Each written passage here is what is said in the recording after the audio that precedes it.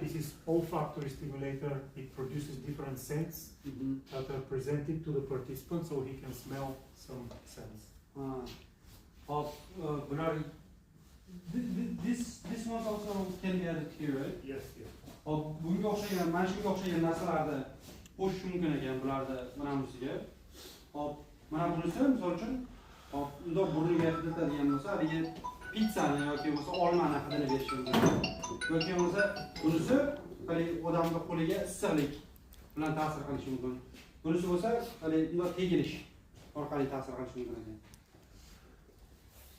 A lot of experiments are performed today in virtual reality. So this is a virtual driving simulator, and we can also use eye trackers in virtual reality, so we know exactly where the participant was looking at during the experiment.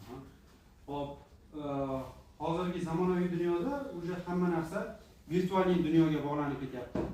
Va bizni o'sha programmamiz, o'sha ligimizga, dasturimizga asoslangan holatda virtualni bu virtualni minish simulyatori. Bu virtualni minish simulyatori orqali haydovchini ko'zi ko'proq qaysi tomonga qarayapti. Qaysi tomonda ko'proq ko'zi. Xuddi shu narsalarni bilib olishimiz mumkin.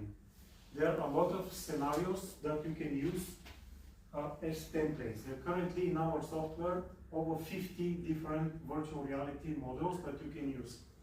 For example, shopping, multi-user, driving simulators, flying simulator, phobias, presentation of different lessons in VR. There is a collection of many models that you can use. Biz faqatgina o'sha driving bilan cheklanilmagan, o'sha sistema, o'sha programmalarning ichida ishlatishga tayyor bo'lgan 50 ta xuddi mana shunaqangi haligilar bor ekan, eksperimentlar bor ekan. Misol uchun do'konga kirganda eye tracking, o'sha ko'zni hali qilish, yoki bo'lsa driving, yoki bo'lsa uchish eksperimentlari bor ekan, yoki bo'lsa qanaqadir fobiya, qo'rquv simulyatorlari.